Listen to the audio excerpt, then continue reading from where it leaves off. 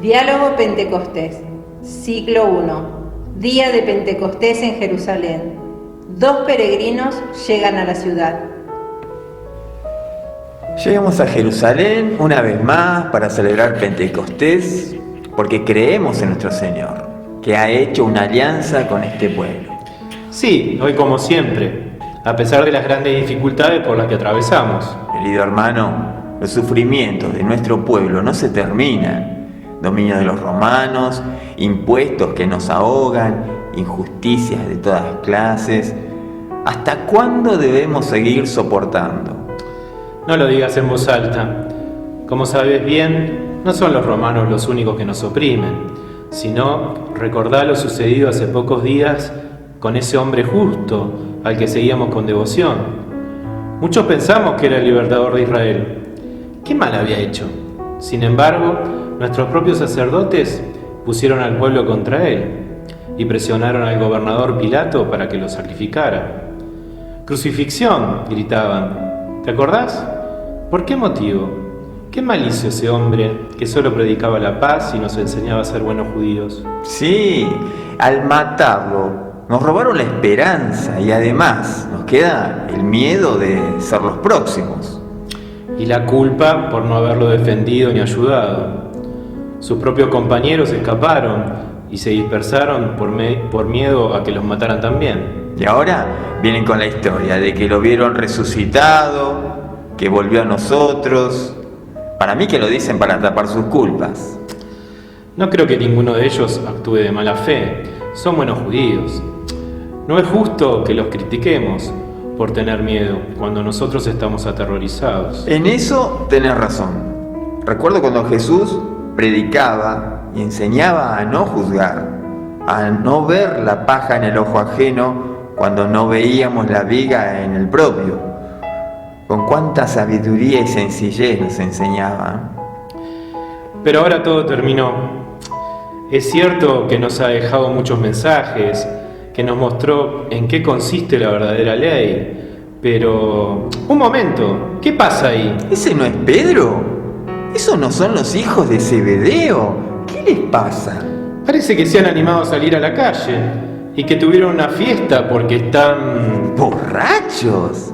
¿Qué escándalo es este? Bueno, acabamos de escuchar a estos muchachos que llegaban a esta celebración de Pentecostés que ya existía en tiempos de Jesús y que venían medio bajoneados, ¿no? Venían y se encontraron con una sorpresa, con algo inesperado. Es decir, venían con mucho desánimo y algo pasa. Bien, vamos a leer ahora un poquito. Vamos a trabajar Hechos 2. Empezamos con Hechos 2, 1 al 4. Al llegar el día de Pentecostés, estaban todos reunidos en un mismo lugar.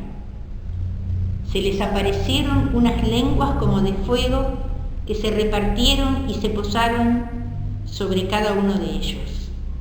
Quedaron todos llenos del Espíritu Santo y se pusieron a hablar en otras lenguas, según el Espíritu les concedía expresarse. Acá algo pasó, algo fuerte.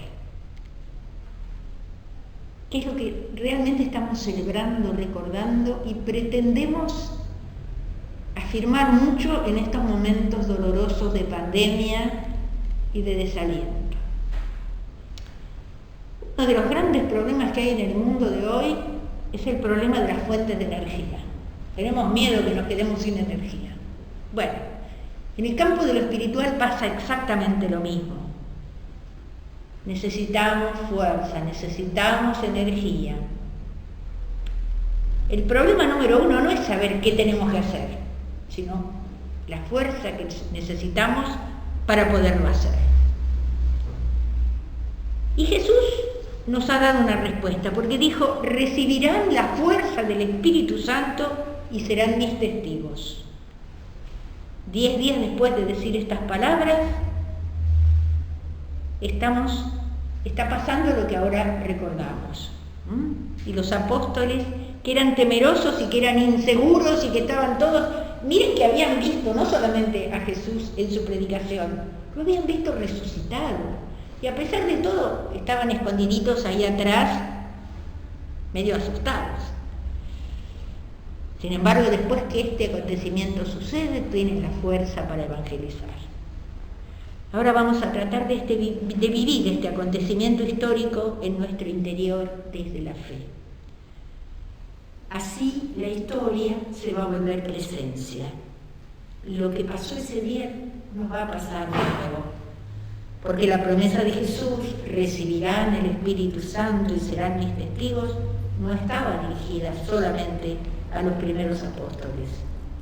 Es una palabra que está activa y lo será hasta el fin de los tiempos y a cada momento. Fíjense que San Juan XXIII concibió el Concilio Vaticano II como una ocasión para un nuevo Pentecostés. Y San Pablo VI, cuyo texto vamos a leer al finalizar todo este taller o estos encuentros, afirmaba que la Iglesia necesita de su perenne Pentecostés.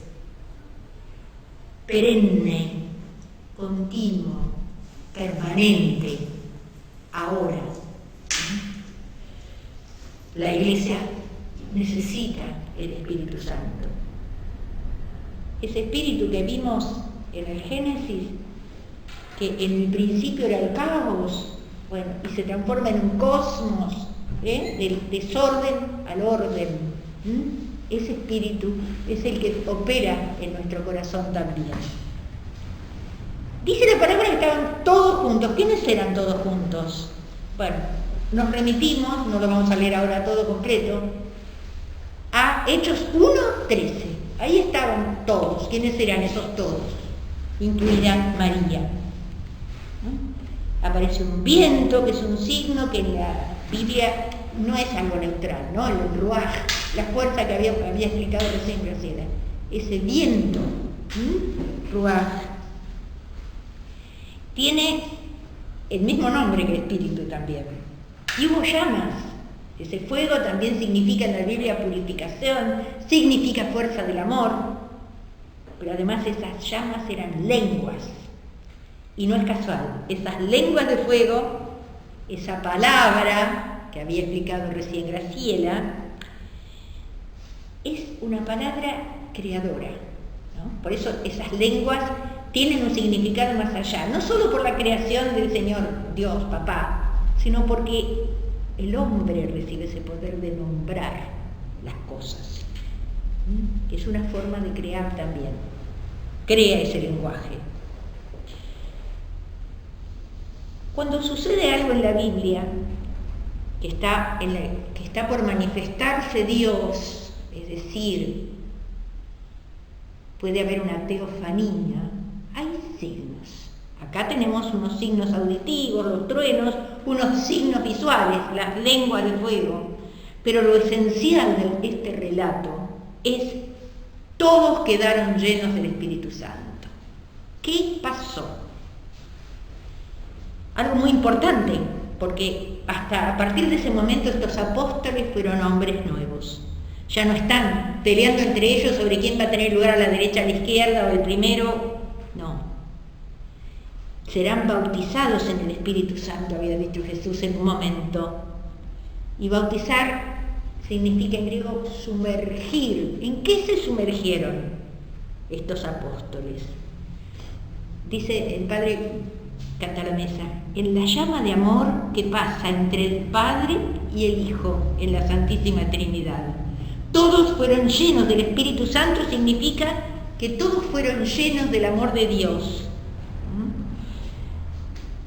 Fue como si el océano de la vida trinitaria hubiera derrumbado el muro y ahora inundara a la humanidad. ¿Por qué no pasó antes, dirán ustedes? ¿Por qué Dios no lo hizo así antes? Dios lo hizo así antes.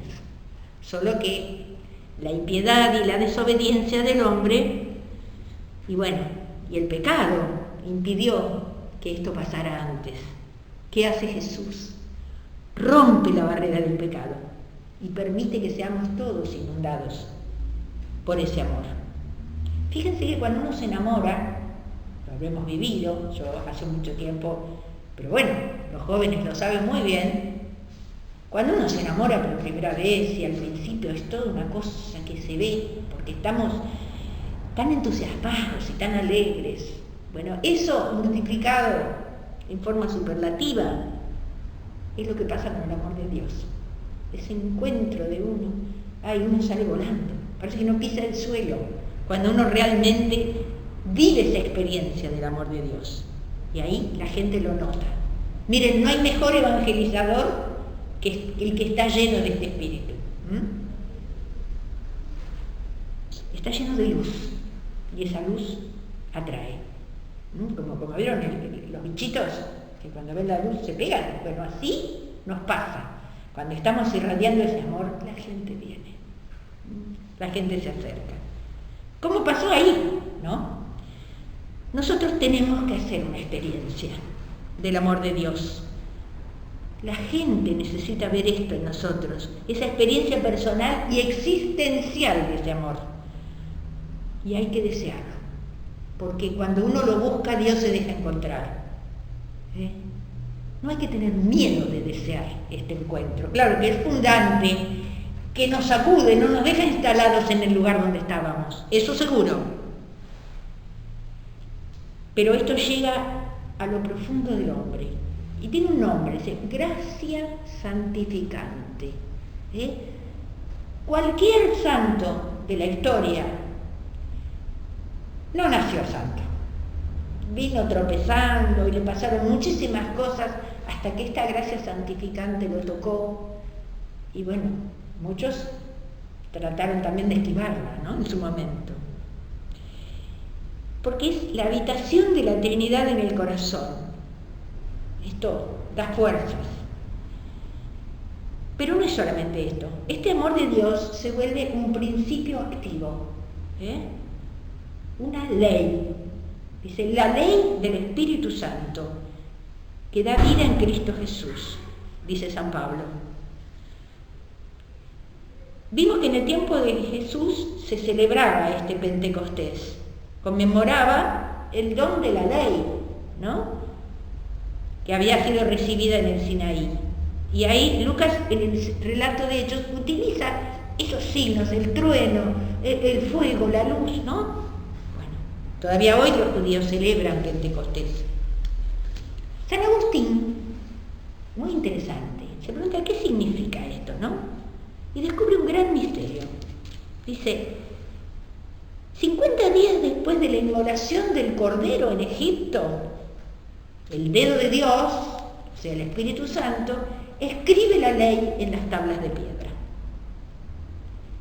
50 días después de la inmolación del verdadero Cordero, el dedo de Dios, el Espíritu Santo, escribe de nuevo la ley. ¿Dónde?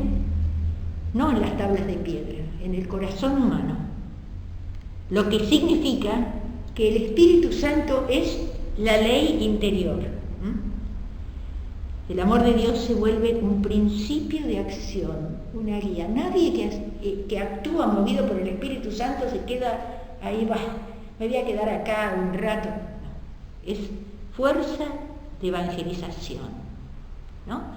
Y el mismo San Agustín decía que hay dos maneras de obrar. Por contrición, es decir, tengo que cambiar, tengo remordimiento, tengo culpa, me siento obligado, tengo el deber. Y por atracción, ¿no?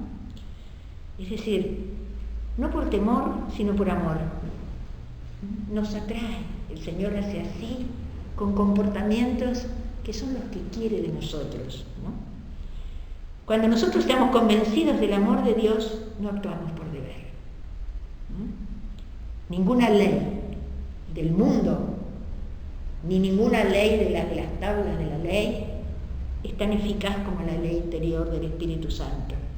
Cuando cualquier persona sedienta de amor se encuentra con esta luz, se pone en camino para alcanzarla. No hay tutía, nadie la empuja, es atraída. Y esta es la novedad del cristianismo. ¿Cuánto camino tenemos que hacer todavía para pasar como pueblo de Dios del Antiguo Testamento al Nuevo, de la ley a la gracia? Ahora pasamos a Hechos 2, 5 al 12. Había en Jerusalén hombres piadosos que allí residían, venidos de todas las naciones que hay bajo el cielo. Al producirse aquel ruido, la gente se congregó y se llenó de estupor, al oírles hablar cada uno en su propia lengua. Estupefactos y admirados decían: ¿es que no son galileos todos estos que están hablando? Pues ¿cómo cada uno de nosotros les oímos en nuestra propia lengua nativa?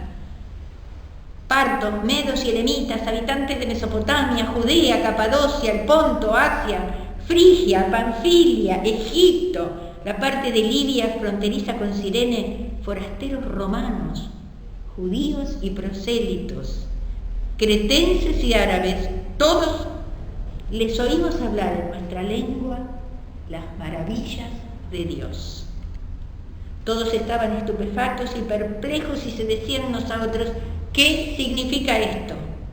Otros, en cambio, decían riéndose, estaban llenos de mosto. Es decir, para decirlo en términos muy corrientes hoy, los muchachos estaban pasaditos de copas. Esta era la idea que algunos tuvieron en ese momento. Y acá en este texto hay dos enseñanzas, una que es explícita y otra que es implícita. Vamos a empezar por la primera, la explícita. El Espíritu Santo nos hace salir para hacer conocer a Jesús. El Papa habla, ¿no? ¿Qué quiero? Una iglesia en salida, no la quiero encerrada en la sacristía. No quiero un laicado que esté ahí revoloteando alrededor del cura. Salida, ¿no? Esto es obra del Espíritu Santo. Ahora, la implícita está escondida en un paralelismo que ya los padres de la iglesia habían visto entre lo que pasa en Pentecostés y lo que pasó en Babel. ¿Se acuerdan? Génesis 11, 1 a 10. No lo vamos a leer todo, pero es una historia, ¿no? Estos habitantes de Babel todos hablaban la misma lengua y dijeron: a ver, vamos a hacer en el medio de la ciudad una torre que toque el cielo para que todos los que están alrededor nos vean, nos hagamos importantes, ¿no? Bueno, al bajar, Dios los confunde, ¿no? Ya no se entienden entre ellos. En Pentecostés pasa justamente lo contrario. Los constructores de Babel fundaron una ciudad para hacerse importantes, una instrumentalización de Dios, para hacerse un nombre a sí mismos. Acá en Pentecostés hay un grupo de hombres que están construyendo también una ciudad, la ciudad de Dios, pero no para hacerse un nombre. Antes sí, si recordamos hasta que hablaban en la última cena, discutían acerca de quién era el mayor entre ellos. Después que se derramó sobre ellos el Espíritu Santo, estos hombres se olvidaron de sí mismos. Lo sabemos esto porque la gente dice: los oímos hablar de las maravillas de Dios. Y la ciudad de Dios, que está construida sobre el amor de Dios hasta el sacrificio de sí mismo, es lo opuesto a la otra ciudad, la ciudad de Satanás, que es la Babel o la Babilonia, construida sobre el amor de sí mismo hasta el olvido de Dios. Según San Agustín, estas dos ciudades son como dos canteras de trabajo que tenemos siempre a nuestros costados. Uno elige a dónde va a trabajar, o en la ciudad de Babel o en la de Pentecostés. Lo que realmente importa es qué es lo que mueve a nosotros, lo que nos mueve a actuar. Cualquier cosa, la liturgia, la predicación, yo dando este encuentro, esta charla, ¿qué me mueve?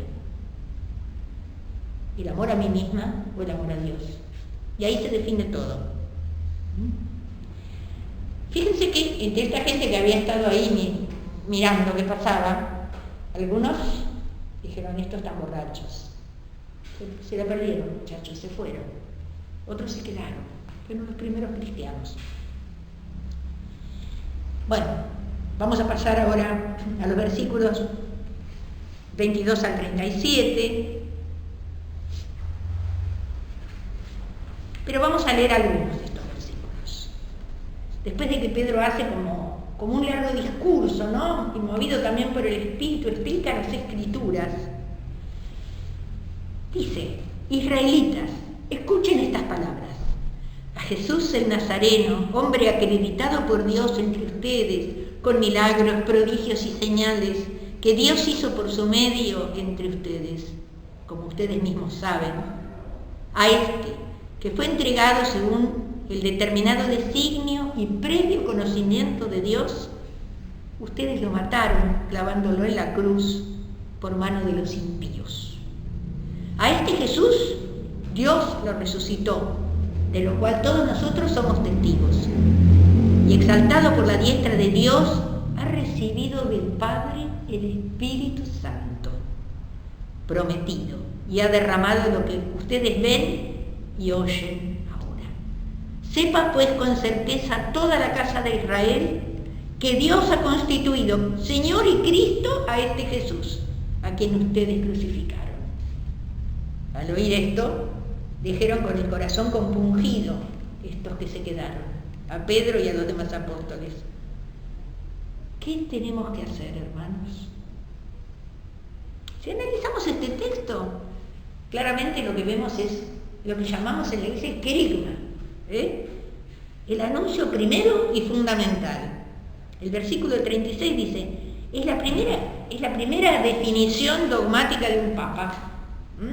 Este Pedro, primer papa, está diciendo que Jesús, el Hijo de Dios, y que ustedes lo crucificaron, no es un ustedes de aquella gente. Esa gente, no todos habían estado diciendo crucifícalo, crucifícalo, el día en que Jesús fue sentenciado. No, muchos venían, como hemos escuchado al principio, de cualquier parte. O sea, ese ustedes es un nosotros. Solo el Espíritu Santo puede hacer conciencia de esto.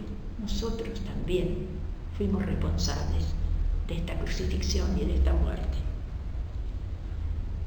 Y esta además, fíjense que es la primera predicación, esta de Pedro, de la iglesia, ¿no? Antes era Jesús el que predicaba, ahora la iglesia predica a Jesús. Y vemos que toda predicación cristiana empieza con el querigma. Este primer anuncio, que no es el primero en el tiempo, es el primero también en los fundamentos. Siempre que nosotros predicamos, tenemos que arrancar con el querigma porque es lo principal. Ustedes lo mataron, Dios lo resucitó, Jesús es el Señor. Esto